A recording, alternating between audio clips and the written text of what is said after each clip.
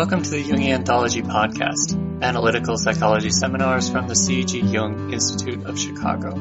Episode 17, Terror, Evil, and Loss of the Self, with Brenda Donahue, RN, LCSW. In anticipation of our upcoming 5-part series, Terror and the Soul, today we're sharing the first episode of the series Terror, Evil, and Loss of the Self.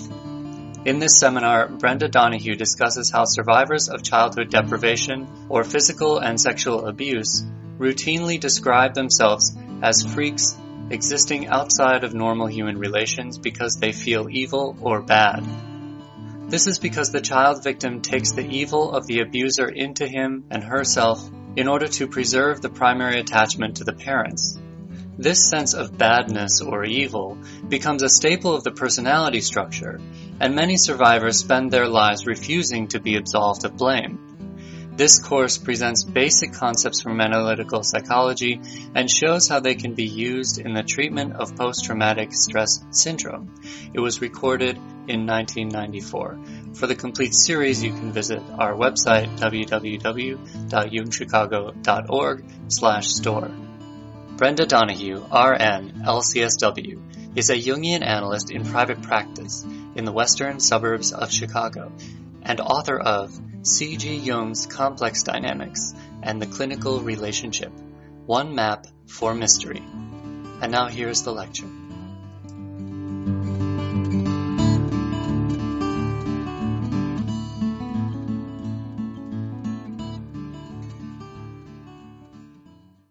The goal for the course is to present clinicians with useful tools that will help you develop a working paradigm for the treatment of patients who have experienced physical and sexual abuse or neglect. I'd like to say a little bit about my experience and about kind of how I'd like the class to work. And that is, I've been doing therapy a long time before I became an analyst. I struggled in the program trying to integrate what I had learned as a clinician with Jungian ideas, and for me that wasn't always easy. I do 2 groups a week, one men and women and one women of survivors of post-traumatic stress disorder, largely. The work that I do is long-term. I do not do brief treatment. I am not going to survive in the managed healthcare system. I don't do that kind of work, and I'm too old, I think, to learn how to treat somebody in 6 sessions. So, that really is the base that I operate under. People who work with me usually work with me for 6 or 8 years. It's a long time. Oftentimes, they go into group and work individually as well as in group, and they don't go into group until they have a fairly well-developed observing ego. So that's kind of a sense of a little bit of how I work. I would ask that in the class, that rather than work with theory, that we try and think about people that we've worked with and see if we can ask questions about that and work together on trying to understand how to work with them. So that's kind of the format. I will be talking about theory. Some of it is very boring. And yet I'd like us to think about how it works, what works and what doesn't work. I've got some operating assumptions in the way that I work. The first is that the survivor is the author and arbiter of his or her own recovery. The analyst remains neutral, and that means that we don't take sides with parts of the patient as opposed to other parts, and that we refrain from advancing a personal agenda. This doesn't mean that the analyst does not respond with empathy, but rather that the analyst understands that there's a difference between siding with parts of the patient and working with the patient to develop an understanding of these parts. The analytic work with this kind of patient, and I think with all kinds of patients, really requires mutual collaboration and cannot be done without it. If the patient is unable to collaborate, then an assessment can be made with the help of the patient so that the work can move towards that goal. If the patient cannot collaborate or learn to collaborate, it is difficult for change to take place. And I think that it may become likely that the analytic work will replicate the trauma. Okay? The third thing is that the relationship between the analyst and the patient is a triad. The analyst, the patient, and the victim or the perpetrator. And the victim and perpetrator construct will change in the work. The goal of the work is for the analyst and the observing ego of the patient to develop ways to identify the projective mechanisms that maintain the perpetrator-victim structure in the outer world and slowly begin to pull those projections in so that the inner structure can be worked with and that individuation can be loosened and take place. And that's really what I'm going to be talking about. It's the work of the analyst to bear witness to the patient's story, not to rescue and not to reject. The therapeutic agreement should be clear. Both parties are committed to recovery, truth-telling, cooperation in the work.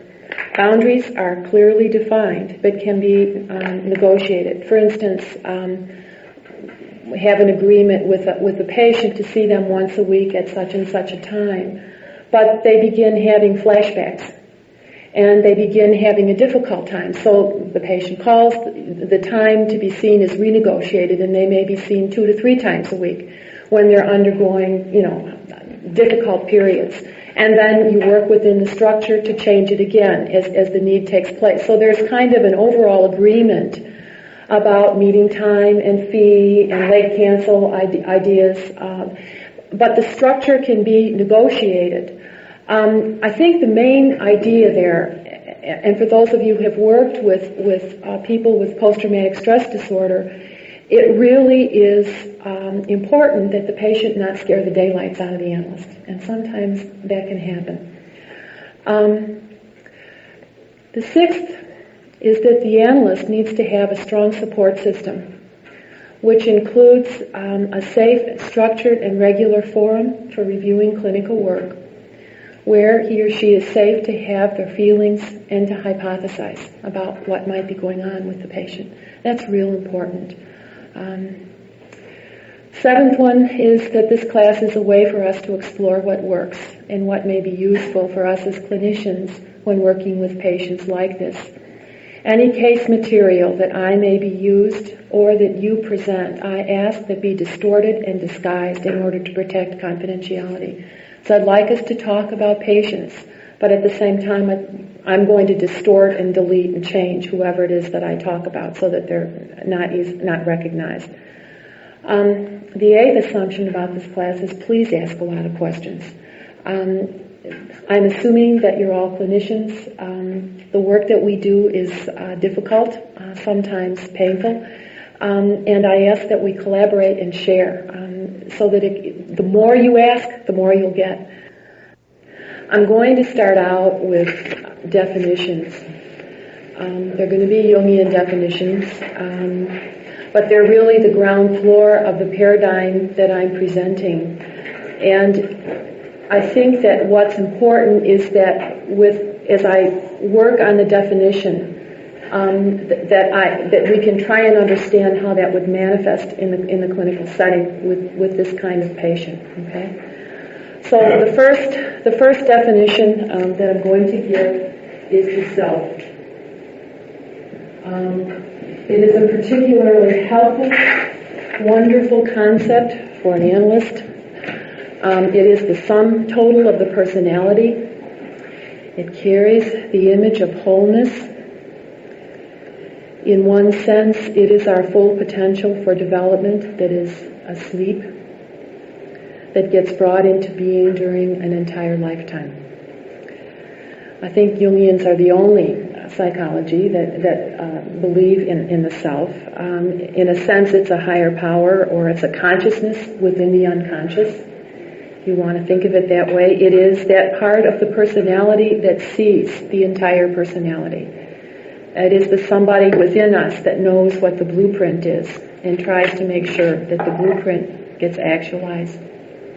It is the architect and also the blueprint that undergirds the entire development of a person. And it is this concept that makes Jungian analysis different from any other kind of clinical work.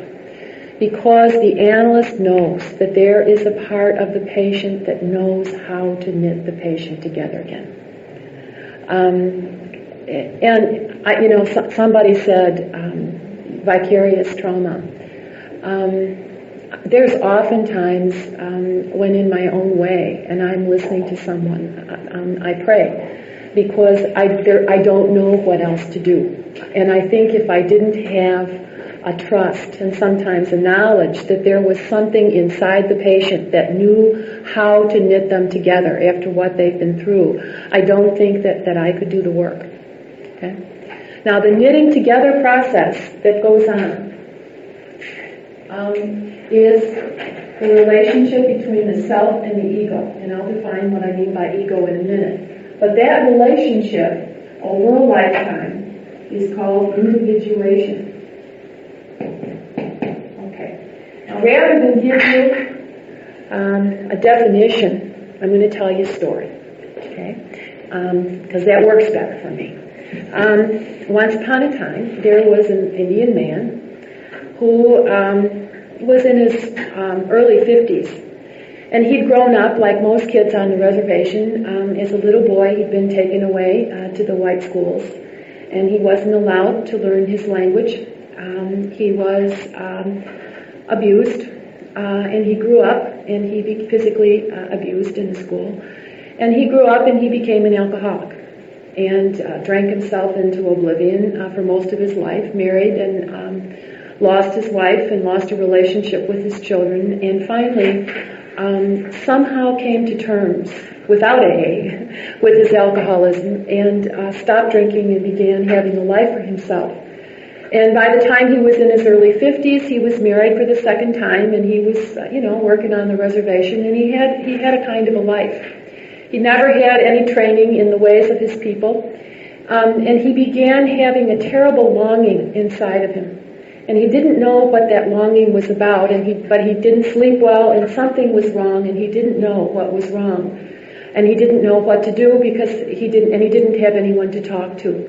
And finally, he went to the medicine man, an old medicine man, who kept the old ways, and he said, "Look, I'm having trouble sleeping, and I'm very troubled, and I shouldn't be troubled. I'm not drinking. I love my wife. I'm working. I have a life. I don't know what's wrong." And the medicine man said, "Well, you've never been initiated as a man, and so you're going to have to go up and cry for a vision." And so the old man said, "Okay, I'll do that. I will go up and cry for a vision." And he did the purging, and he did the sweat lodge, and he went up into the mountain for 3 days with no food and no water, and he had a vision. A hummingbird appeared to him and said to him that he was to transmit the ways of his people to the world. And the man came down from the mountain, and he felt very empowered and very awed and very inflated.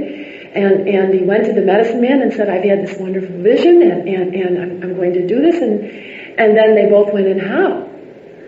And so he didn't know how. And he had a powerful experience. So his longing increased, and he didn't know how to express his vision. And so a year came around, and he went up and cried for a vision again. And he cried for a vision for 5 years. He was absolutely in despair. He felt pressed and longing for something. He was suffering, and he didn't know why.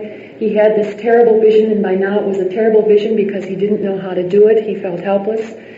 And finally, he was in a store one day buying 3 penny nails, and there was a man ahead of him, and on the reservation in the stores they have everything. They have clothes and food and anything you would want to buy, even old pawn. And he saw the man ahead of him, and the man ahead of him was buying oil paints. And he looked at the paints and he said, "Oh, that's it." Never seen them before, never been exposed to any kind of painting, on a learning level. And he bought the paints on consignment. He didn't pay any money for them, and he took the paints and the easel and the palette knife and the palette home and set it up in his bedroom, and nothing happened. And over a period of time, he brought the easel and the paints out, and he began painting what he saw. And a couple years later, he brought some of his paintings in to pay for bills, and coincidentally, people from New York were going past and saw his paintings and took them with them to New York, and today his paintings are hanging in museums. Now, that's a story of individuation. And what has happened for the man, as what happens for all of us, is that he had a very constricted idea of what his life was supposed to be like. And the self had a much bigger idea. And all of the time that it took him to go up in the mountains and cry for a vision and learn how to paint, his consciousness was changing and expanding into something that looked more in keeping with his own process and his own talents.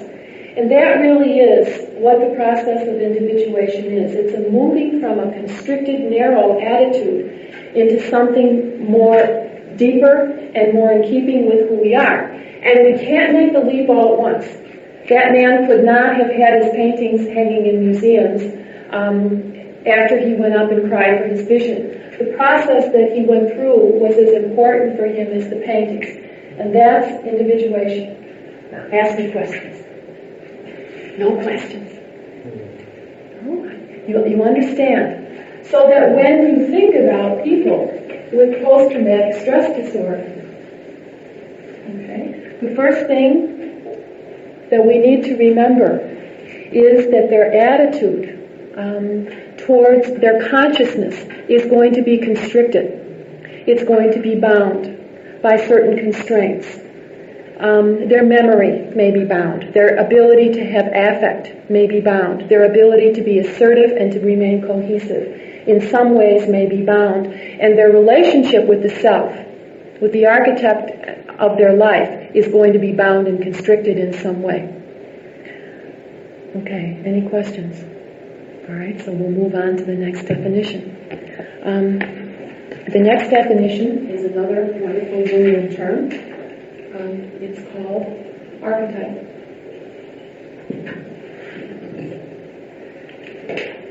I don't know of any other discipline that has archetype. It is an invisible structuring pattern of psychophysiologic performance that is linked to instinct. Archetypes are irrepresentable, and they are evident only through their manifestations. They link body and image. They are represented in behavior. So we see them in the universal life experiences: birth, death, marriage. Remember, what was it, Dr. Kildare, years ago in the 60s? What was it? Birth, death, infinity. Those are archetypal experiences: marriage, separation, motherhood, fatherhood. Archetypes can also be experienced in dreams as images, and sometimes they act to create symbols whose function is to create or move consciousness. So the hummingbird in the old man's vision experience, in a sense, was an archetype. When we see an animal in a dream as a Jungian, we think of an instinct. And the hummingbird acted almost as a transformer. It kept confronting the man and calling him to something more. And he literally didn't know what that was. Archetypes can be related to consciously or not. For example, motherhood.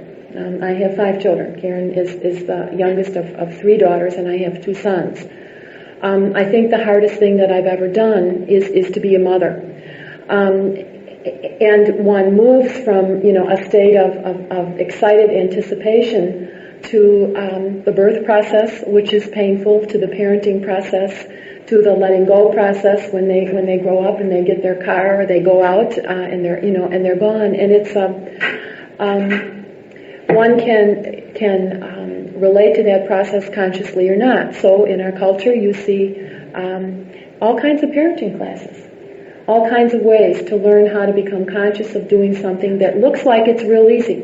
But we don't have doctorates in parenting. I wish we did. So we can relate to it consciously or not. If any of you have ever watched infant observational studies, You can see mothers handling babies over and over again. They've done a lot of this in England since World War II. And sometimes you'll see a mother that's absolutely in sync with the baby. Absolutely, they dance together, and it's beautiful to watch. And sometimes you'll see a mother that looks like she's doing all the right things, and it looks right, but they're not in sync. There's a dissonance. Some of that is archetypal. There's a readiness in the mother and a readiness in the baby to respond to one another, and there's kind of a lock and key mechanism, and so they're responding. In the one that doesn't work, there's a wrongness in the readiness of the baby and or a wrongness in the readiness of the mother, and somehow they're not meeting. They're missing one another. Archetypes in the guise of symbols that are fascinating and compelling arise in dreams when an individual is preparing to give up a bit of unconsciousness, or conversely, when the unconscious is preparing to yield up one of its treasures. One of the people that I'm working with right now is having powerful father dreams. And before, when her father spoke, and this is her history, she was incested by her father for a long period of time, and he was the only support that she had. The mother was very non-available. She was, for many reasons. And this woman literally worshipped her father, and the father taught the woman to worship him. That was part of the incestual relationship.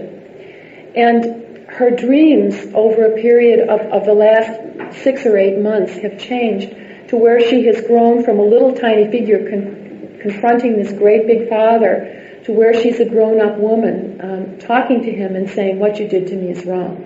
Now this is happening in the dream process, but the dream process is anticipating her daily life process.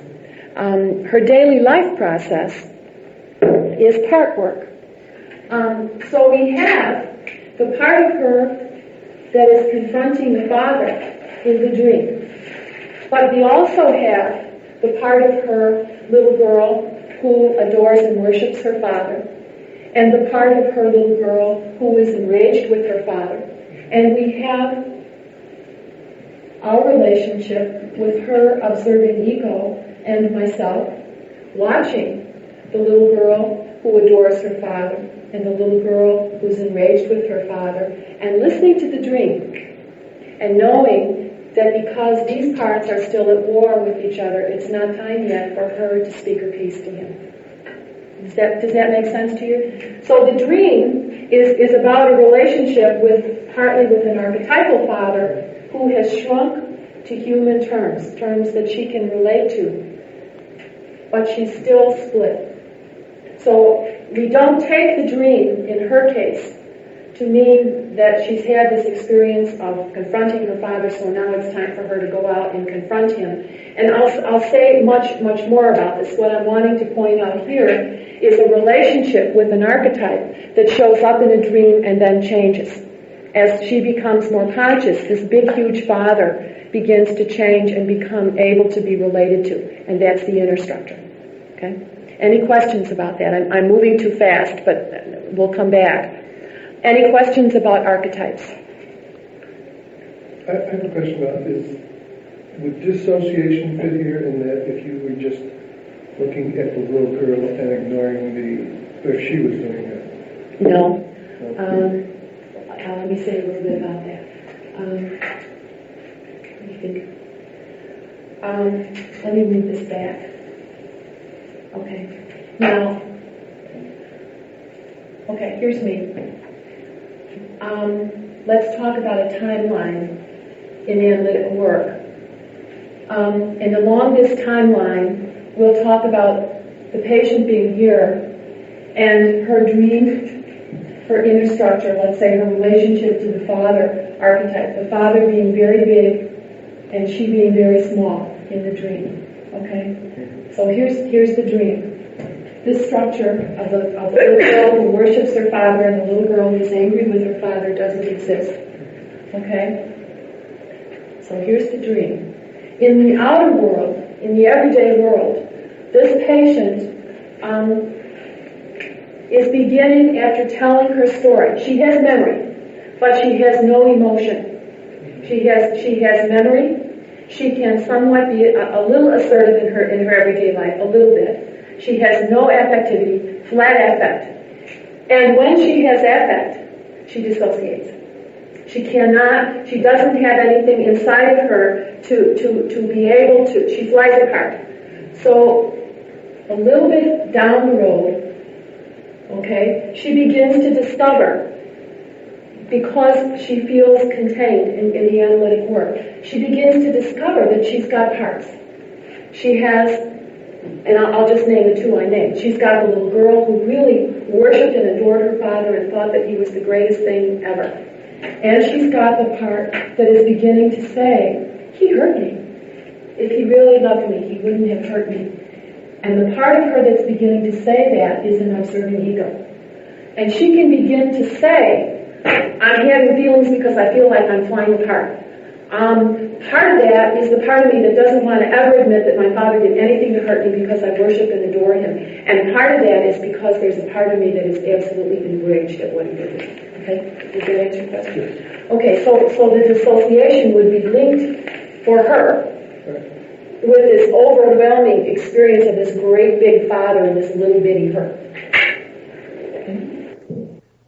Okay.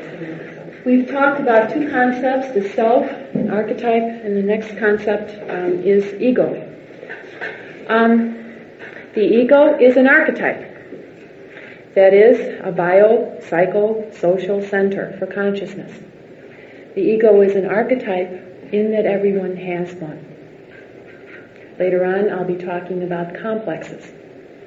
The ego is also a complex because it gets filled out with lived experience. The ego collects experiences around itself. And we're going to talk at some length about that. The ego consciousness is the capacity to be accurately aware of what is going on in the outer world. It holds the capacity for self-reflection or to be aware of internal experience. Ego consciousness fluctuates. We wake, we sleep, we dream. The structure of the ego is dynamic and static. It is static. Any of you have read Stern's Interpersonal World of the Infant? He talks about the ego having four capacities: memory, affectivity, cohesiveness, and assertiveness. Okay? That's the static structure of the ego. The structure of the ego is dynamic because its development rises out of the self. But it is dependent upon relationships in the outer environment for stable growth. So you've got static and dynamic.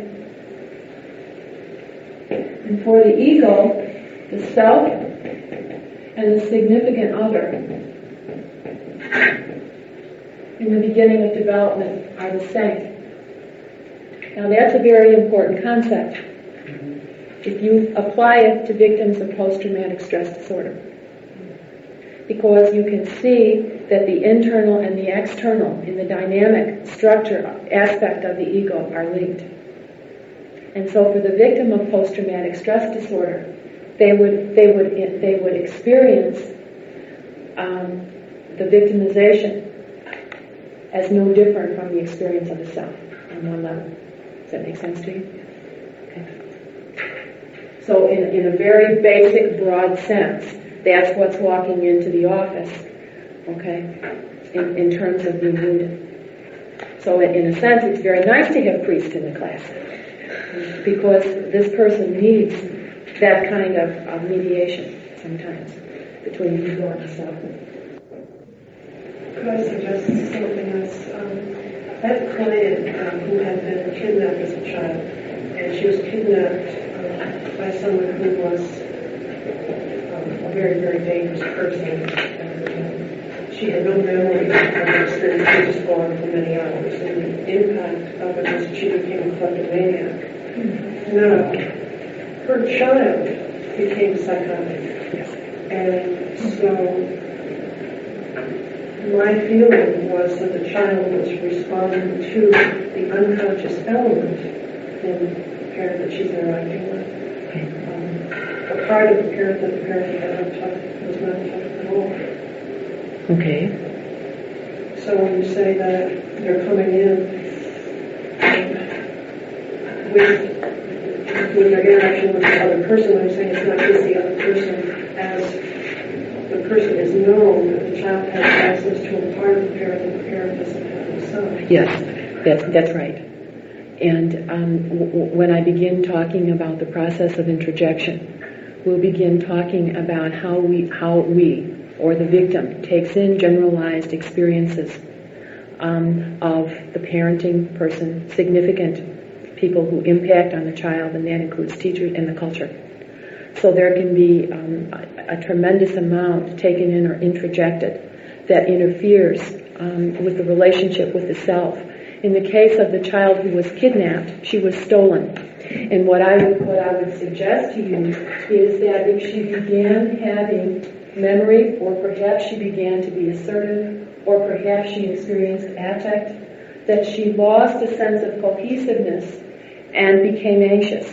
And that instead of identifying with the victim, she identified with the perpetrator and stole to relieve her anxiety. Does that make sense? So that the ego is a complicated, dynamic, and energetic process. Could you follow up with that? Sure. Could you just put that into your paradigm really good? Yes. Could you just go back? You want me to go back over? Yeah. Okay. You talked about, your name? Diane. You talked about having a patient who was kidnapped as a child by somebody who was very dangerous for hours, and she had no memory. Okay? It may be that if memory came back, or if she was forced, or she needed, in order to adapt, she needed to be assertive. I would say maybe memory, because she didn't have memory. Or perhaps feelings that impinged upon this experience became activated. Her sense of cohesiveness ruptured, creating anxiety. And that rather than feel the feelings that she felt as a victim, she identified with the perpetrator and stole. She was a kleptomaniac. Does that? Okay. Does that? Okay. Thank you for making me go over that. Any other questions about how I got there? We can do either. Okay. Now, could you talk a little bit more about how you mean cohesiveness? You don't necessarily mean the opposite of dissociability. No, I don't. We have a sense of history, a sense of an ongoingness, a sense of an I that goes on. Someone who is lacking in a sense of cohesiveness will have that disrupted.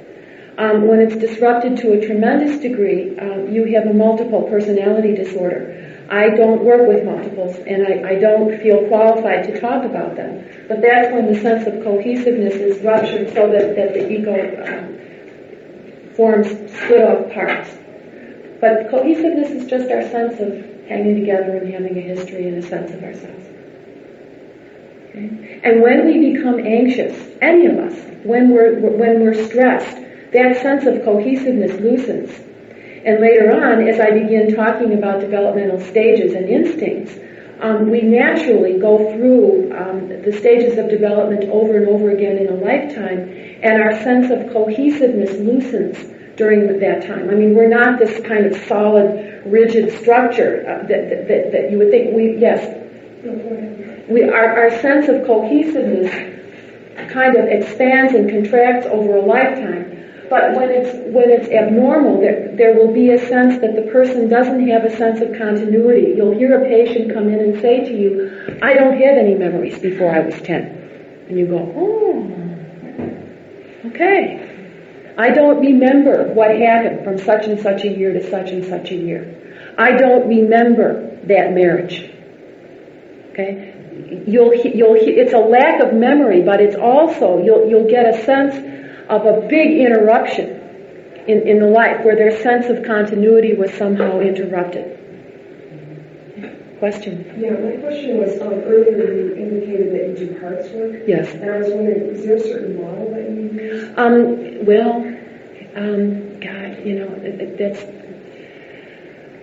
I'm familiar with Richard Schwartz's interdependence. No, I would say that my training was much looser than that. It started about 24 years ago when group therapy, in the early 1971, when group therapy was very important and TA was just beginning to have its heyday and reparenting. And so the work that was done then is really not parts work. It's a takeoff on Gestalt, where it began as people becoming ego states, parent, adult, and child, and then it began to become much more sophisticated in terms of releasing affect or making conscious things that were unconscious. Mm-hmm. Okay, so. Okay. Well, I was wondering, how do you relate this notion of the ego to your parts work? How do they come together? The easiest way to talk about that is I don't. I'm probably making a theoretical boo-boo. What I do with patients is to begin working with developing enough of an observing ego so that they can tolerate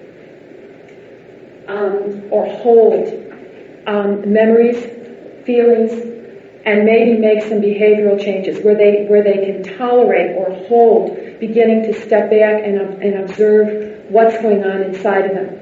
So, for instance, the person that I talked about who began seeing me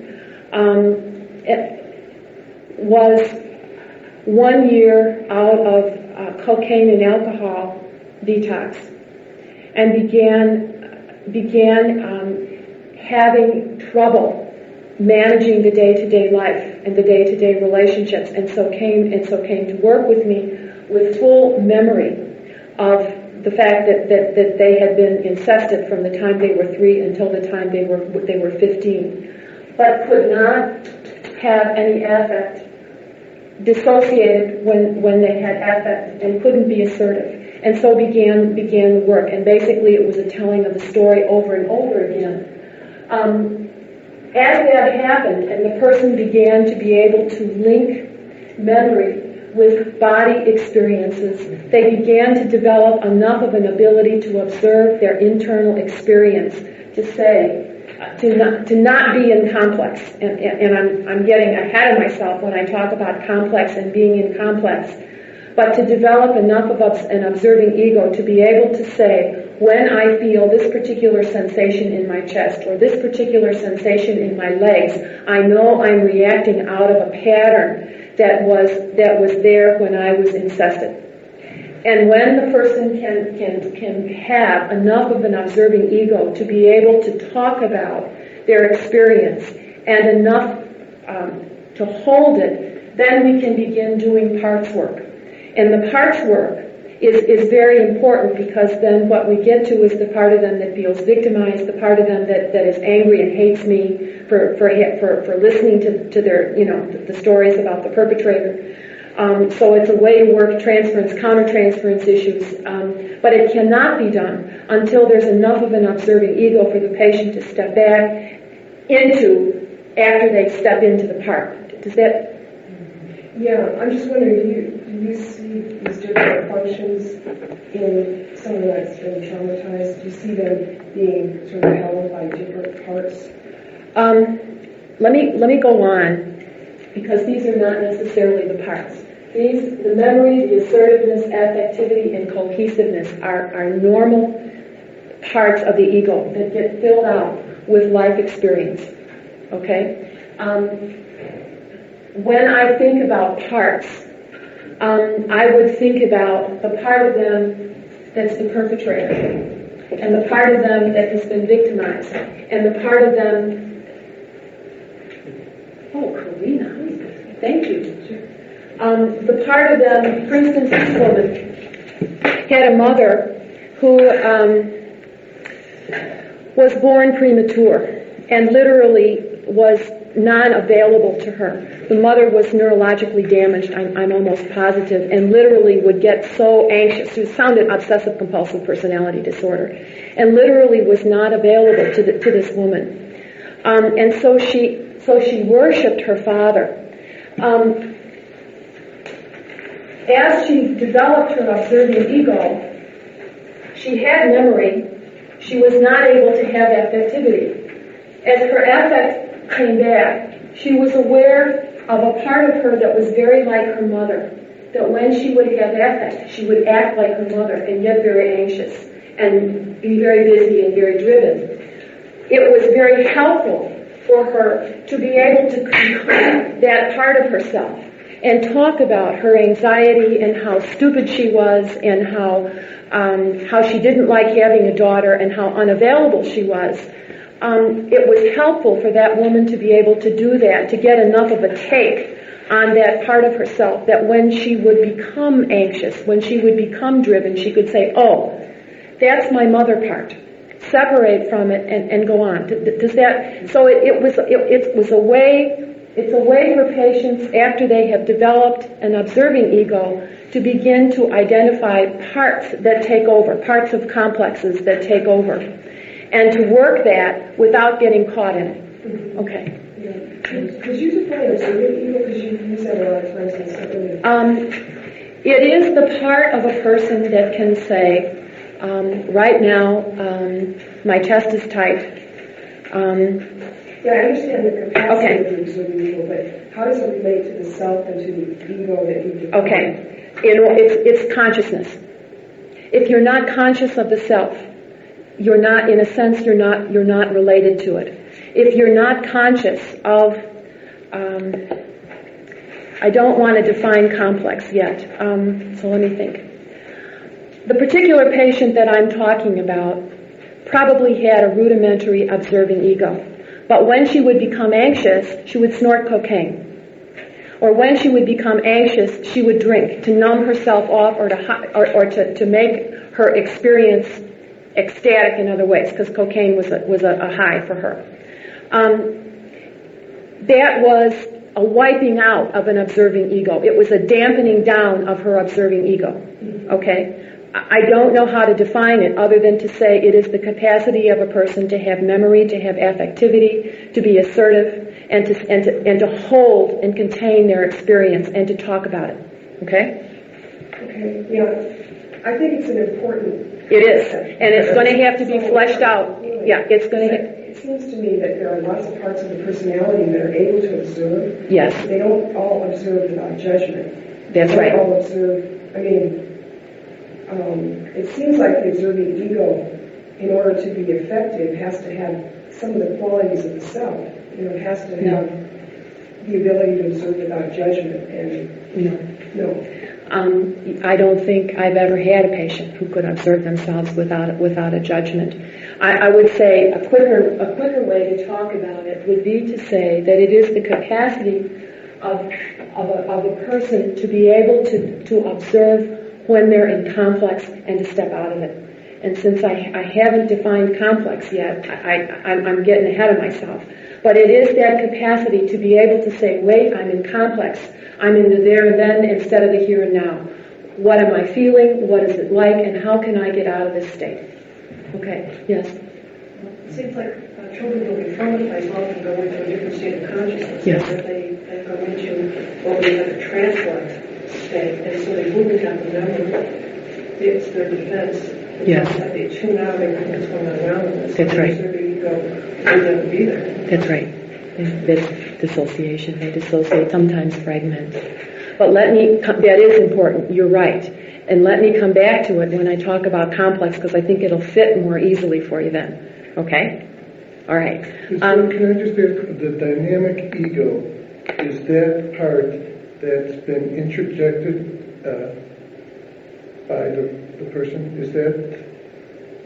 Okay, the dynamic part of the ego is like the man in the story who longed. Okay, and the longing pulled him into development. And that's the dynamic part of the ego. he longed for something. He knew he was missing something. Okay? And the static part would be these: the memory, the assertiveness, the affectivity, and the cohesiveness. Okay. Now, if you think about human experience, okay, as being divided. Okay, so when we see when we see a patient, okay, or our own experience, we have kind of four basic areas of experience. We have emotions, we have mental experience, we do behaviors, and we have a concept that Jung developed in 1946. It's a word called psychoid. And what psychoid is like when we talk about archetype, it's a biopsycho concept. Psychoid is body and image. Okay, so we have the capacity to have an awareness of our body, or our body works, and we have the capacity to dream and fantasize and have images. Now let me balance these, and it may help you go back and understand ego. Emotions give us energy. Mentally, we receive energy. With our behavior, we define the movement of energy. And the psychoid aspect of human experience holds energy.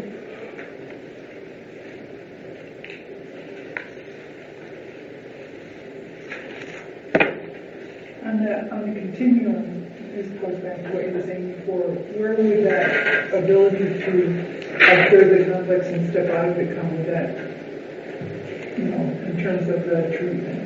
Okay. The ability to observe and step out of the complex. Okay? It doesn't have to do with that. It has to do with that long line we drew before. Okay, with the patient? Yeah. Down here. Okay, where she was dissociating here? Right. And then where would it be when she sees the complex and steps out of it on the continuum? Okay, it would happen in terms of a process. Okay? This woman would say, when I get anxious, my hands start to shake. That's a behavior. I know when my hands start to shake or my legs have this funny feeling that I'm in complex. I need to sit down. I need to do some deep breathing and settle myself down because I'm in complex and I need to just slow down. Or she might say, I'm thinking about how angry I am at so-and-so, and I'm feeling really scared. I know when I think about getting revenge on somebody, and I feel scared about that, I'm in complex. Okay? Now, the shaking is a behavior, but the physical sensation that this woman had in the legs and in the heart area was in the body. So when I have these sensations in my body, I'm in complex. Okay? Now, all four of those areas, you can identify one and say, oh, I'm in complex. That's a feeling tone.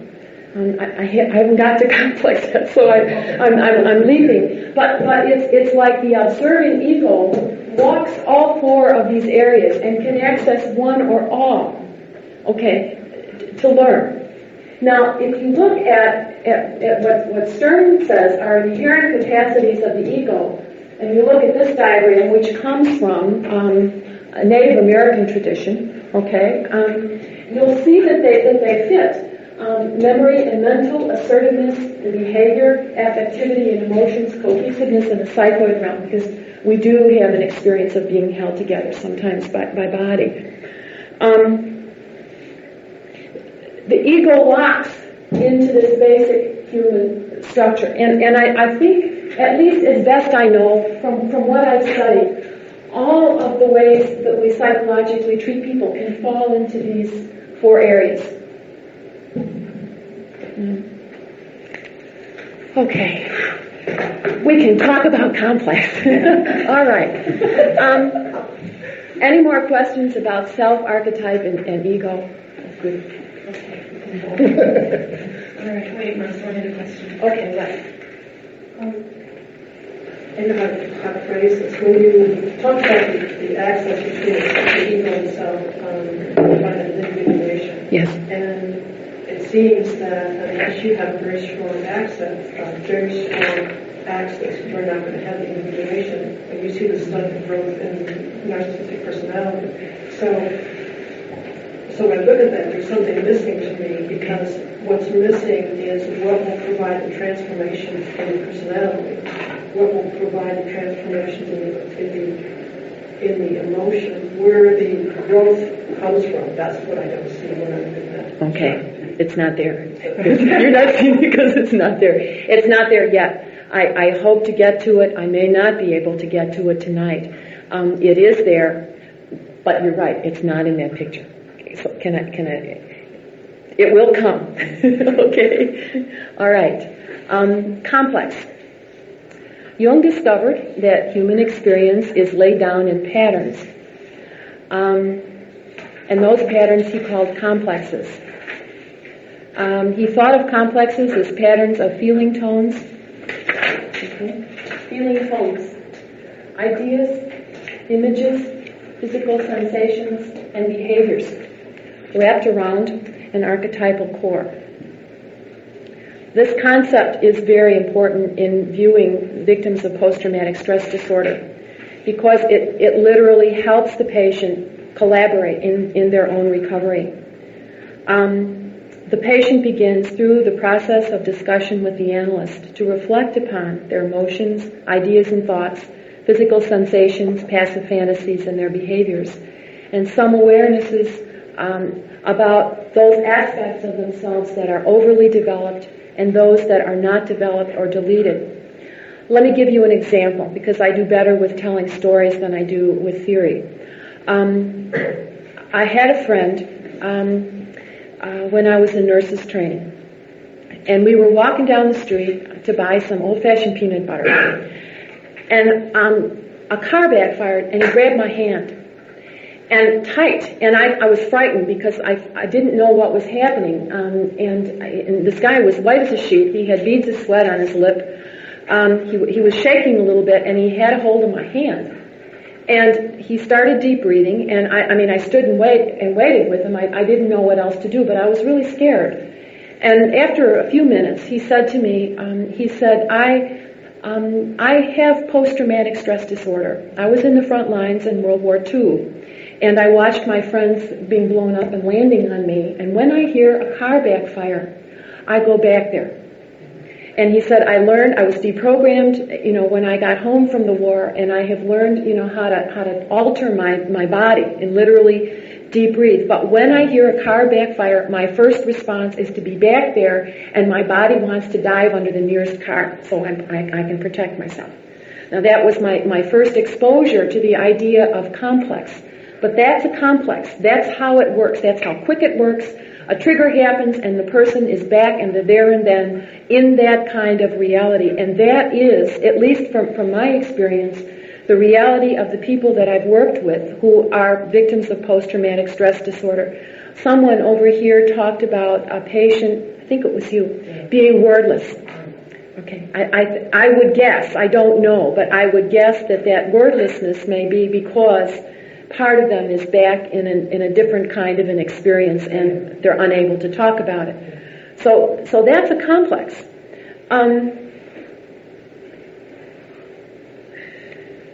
Okay, I gave an example of the patient.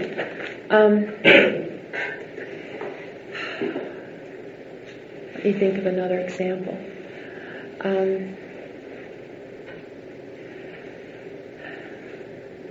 Would the imagery of how elephants are conditioned be a complex? How an elephant, when they grow up, they first put a chain on it, and then they take the chain off a week later, and pretty soon they can just tie a little string to the elephant, and the elephant will never go beyond pulling that string, because they'll think It's the chain? it's the chain. Yeah.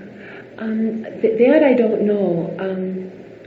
What I have seen in my own work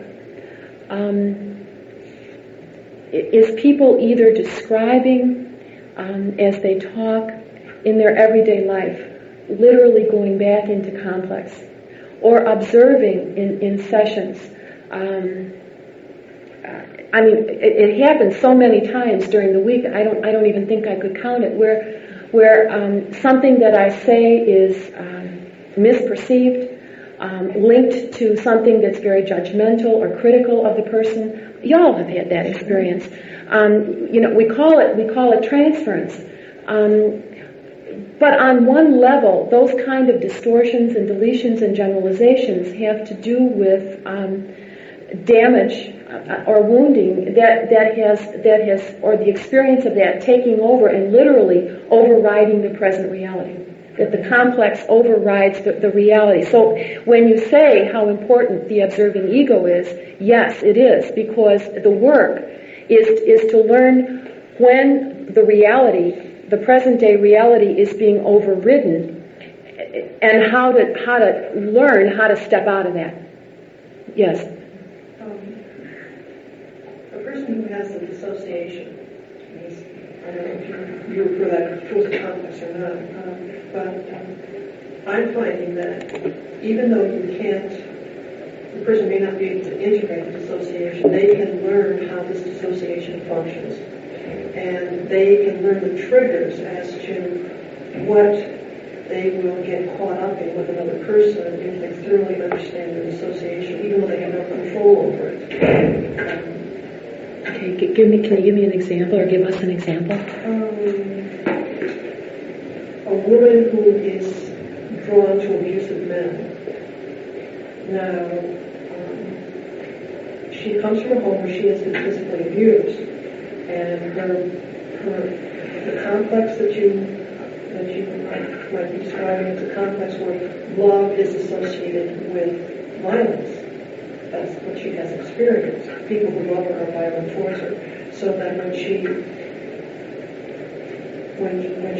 meets somebody who has this subconscious core to them, there's an immediate rapport. And if she can sense this click that happens immediately, then she can learn that she is getting involved once again in this kind of a relationship and catch herself before it happens, even though that dissociation hasn't been integrated as yet. Okay, I don't understand what you mean by dissociation. Well, I guess I'm confused between my concept of dissociation and your concept of complex. I'm not sure if they're the same thing or if they're different. Okay, I don't know. Can you help me with what you mean by dissociation?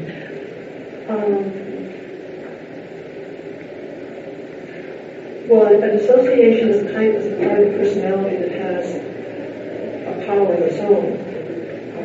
It has almost like a self of its own. It has its own agenda, and it's something that happened early in the childhood and the child's life that has not grown with the course of time because it's not integrated into the personality.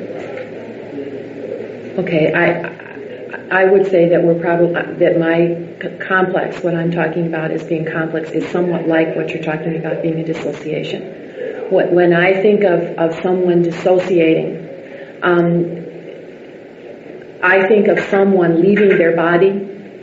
I think of someone losing their ability to think, losing their ability to feel, losing their ability to act in their own best interest, that they literally go away.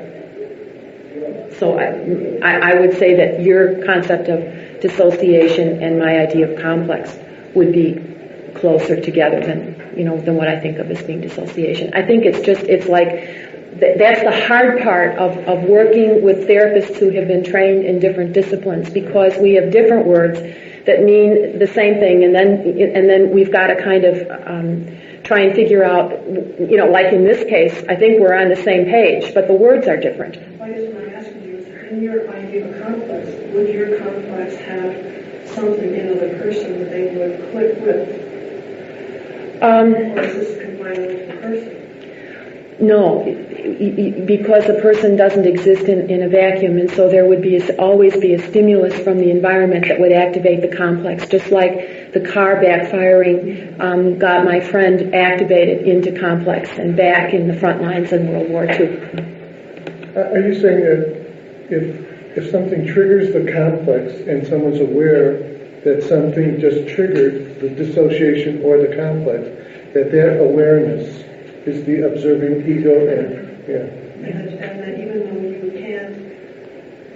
you haven't integrated this part of you, you can learn to identify how it works, and there's a protective mechanism that you're developing. Yeah, so that in the case of that client, or many clients who have been raised in an abusive situation, who are attracted to people who repeat the abuse, what you're saying is that there's kind of a lock and key mechanism where the person says, wait a minute, I'm into it again. This is what I need to do not to get into it. This is how I need to take care of myself. This is what I need to think about, but this is not okay for me to do. Okay. Same page, different words. And that's what you're calling the observing ego. Yes. The ego is a complex. The four aspects of ego consciousness are archetypal. But the complex is that the ego accumulates individual life experience. It used to make me crazy when I would read Jung. And I mean, he's all over the place. He's got 75 different definitions of ego. And sometimes he talks about the ego being an archetype, and sometimes he talks about it being a complex. And it used to make me crazy when I would be studying or trying to write something, but it's both.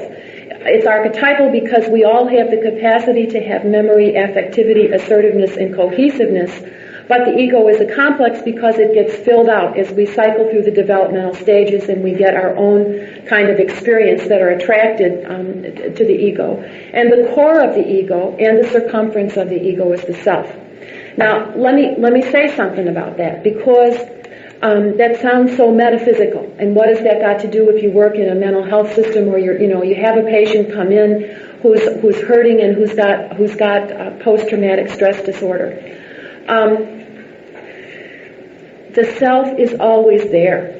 And I think that the one thing that I have seen over and over again in my patients is the hope in them that I believe that they can get better.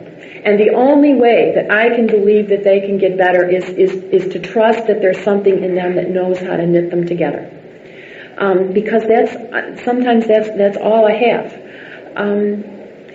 That's a big piece. You bet. I mean, you bet it is. Please. Do you really mean that the self is the center of the ego, or the center of? It's the center. It's the center and the circumference.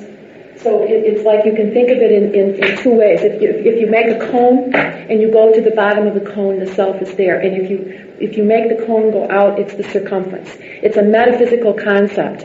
The way that I would say that people experience it as the center is. What is it? I hate to. It's okay. I've never heard it called the center of the ego. Okay, I've always heard the self being called the center of the sum total It is. of the personality It is. and the circumference. Okay. It includes much more than just the ego. Okay, it does. And what I mean by that is that in working clinical terms, it is the part of a person. Let me give you an example.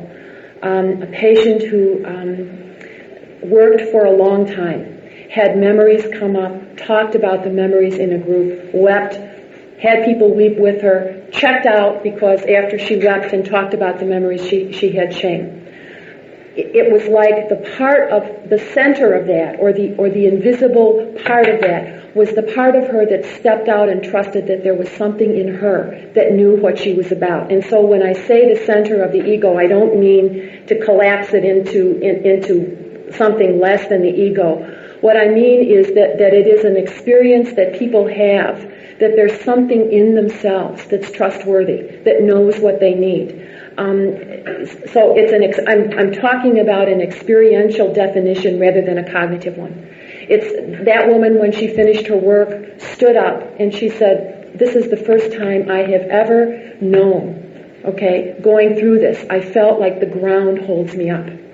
I felt like I'm here and I can trust myself. I can trust that I take in that people care about me, even though my father did terrible things to me, that I'm not bad." It's an experiential center, not a cognitive one. Does that make sense to you? Yeah, that's why I don't understand why it would be the center of the ego, but... Okay. It's probably not a well thought out version. I think I'm more talking about an experience of being centered, of being trusting something within oneself, and I guess that wouldn't be the center of the ego. It would just be a sense of centeredness. Okay? Yeah, okay. So in your story about the man who goes through the initiatory process, Yes. then it's the part that he doesn't know what is coming for his initiation into who he is. Well, he didn't say, I don't get this. Nothing's happening. Who gives it? Who gives a darn? I don't care. I give up. He didn't say that. He trusted that something was really happening. He trusted that something would be revealed to him. It's that I'm talking about. Give me a better definition for it than center of the ego. On that, the image of the hummingbird is that it moves so fast but it stays in the same place. Okay. And he was able to stay in the place while the movement was taking place in him in order to go to the next step. He didn't, that image of stasis and dynamism at the same time is what the hummingbird, to me, is an image of. Okay. I think you're right, though. I think that's not a good way to say it. But I don't know how to say it. Maybe tell us about it. Yeah, Mary Stein in this case talked about the ego as being privileged complex, and Edinger just expands on the whole concept of ego self-access. And each needs the other for conversion. I mean, the ego needs to live out the demands of the self. So that helps your mind. You can think of the ego as being the center of consciousness in the unconscious.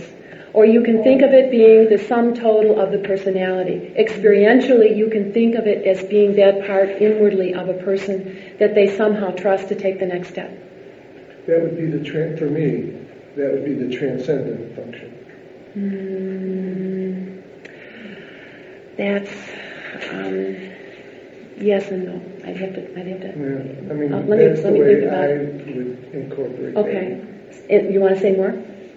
Well, for me, that's the place of doubting what's going to happen, and what's going to happen is I can't know about it. If I did know about it, I wouldn't be there, and so I would have to let go of that and trust that would be there for me, and it would be going into a void or a darkness. It'd be going into a place of unknowing. And letting go and trusting that function would be there for me. That would be for me.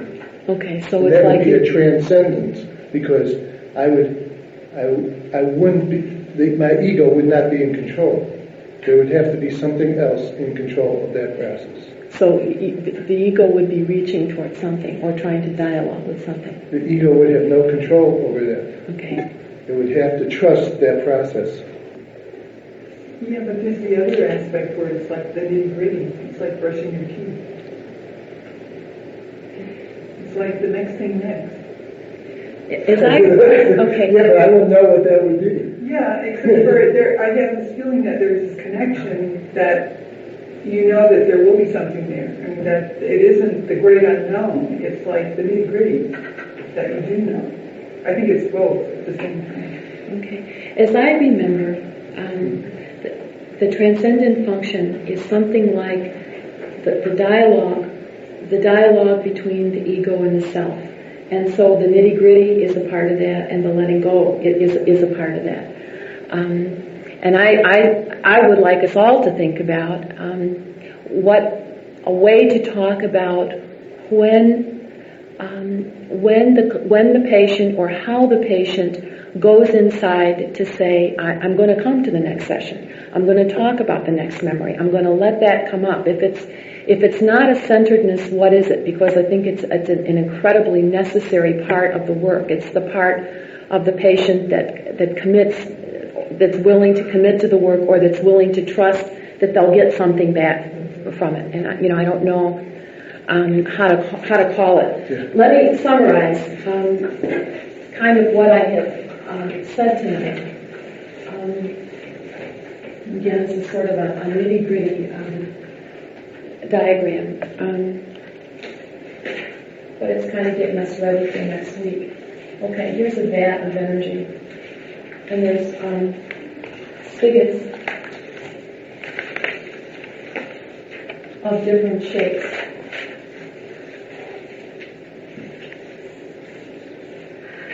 Okay.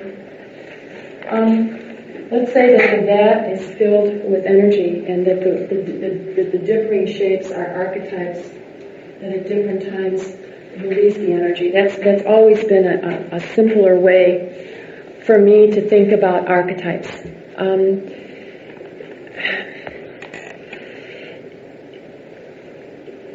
If you think about generalized human experience being here and needing to be poured out, then it comes out in different ways. I think of the someone said, how does the ego move? There's no movement in that diagram that you showed. There isn't any movement in the diagram that I showed. This is kind of a take on what creates the movement, and it's a trying to get behind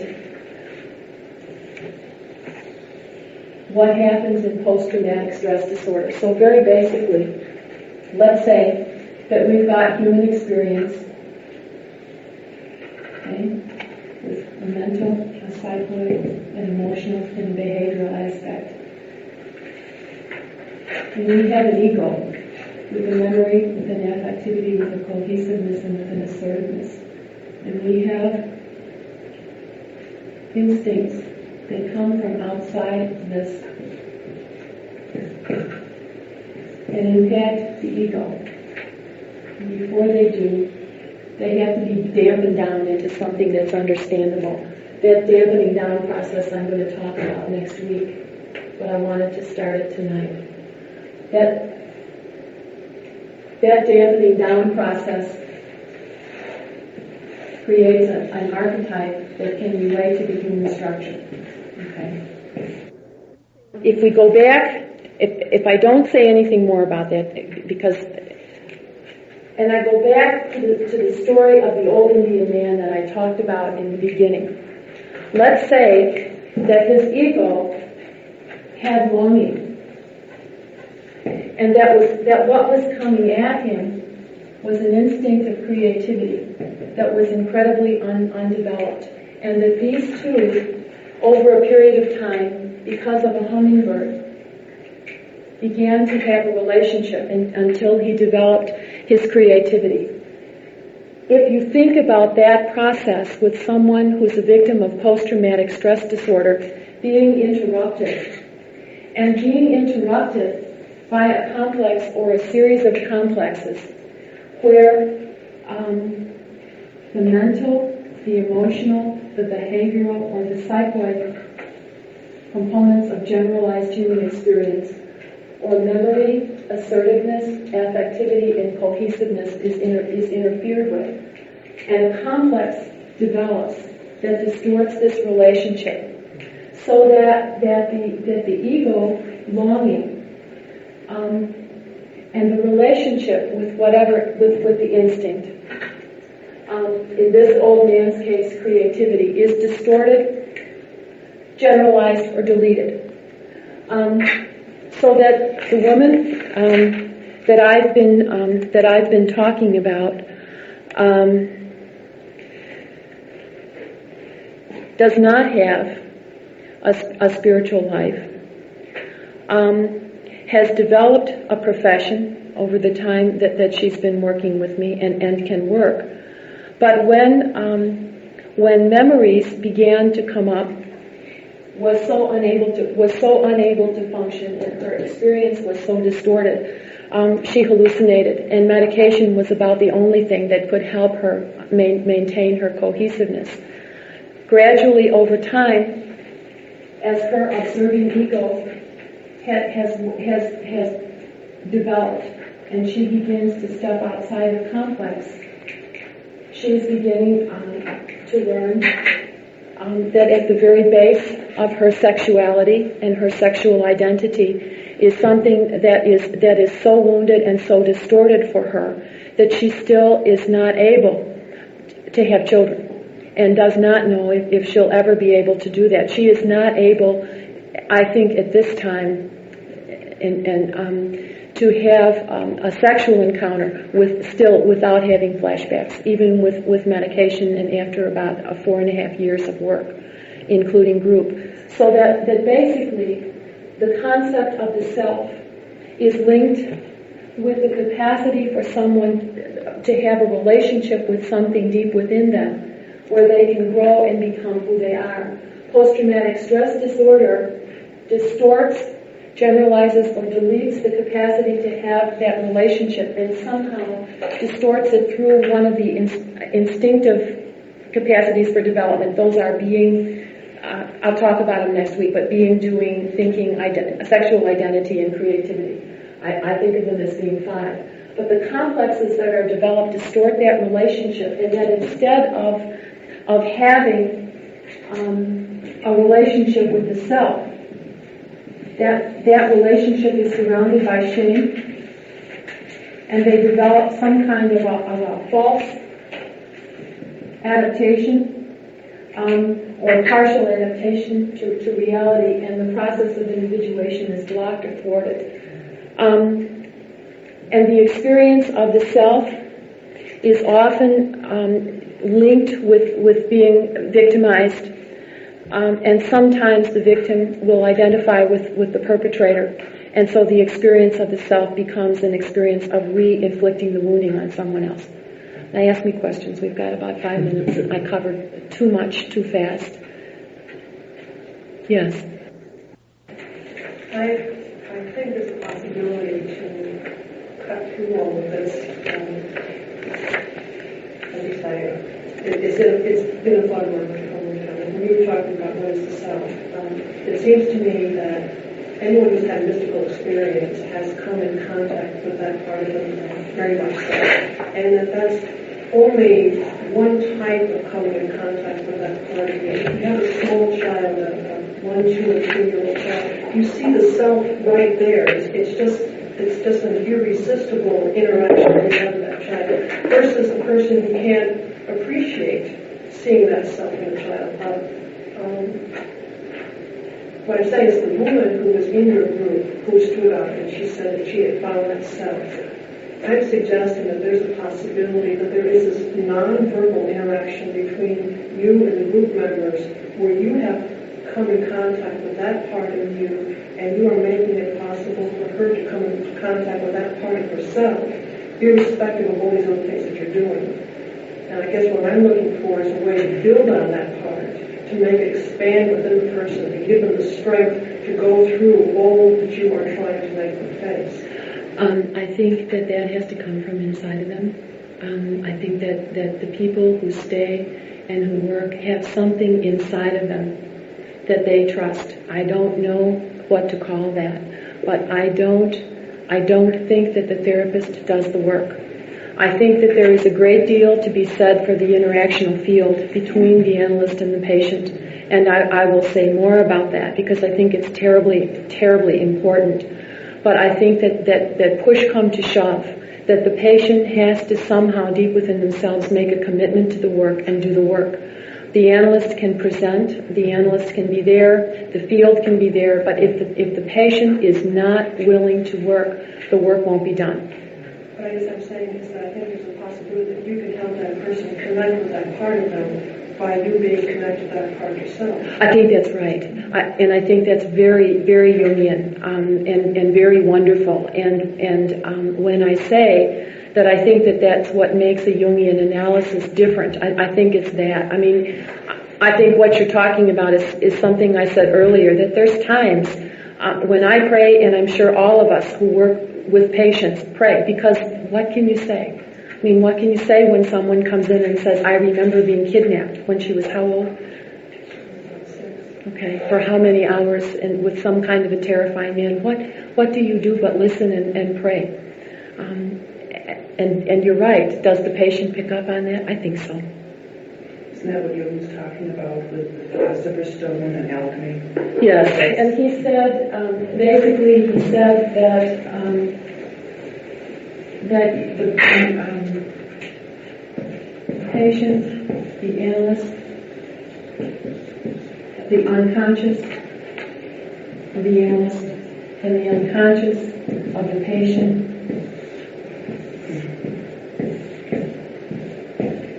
so that you've got all of this going on at the same time. And that's kind of an aside, but I think that diagram expresses what you were saying.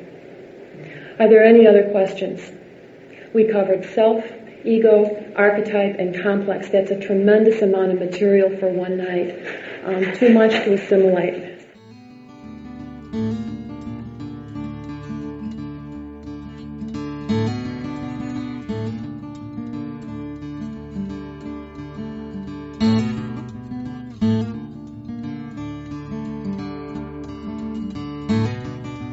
This podcast is distributed under a Creative Commons Attribution, Non-Commercial, No Derivatives license.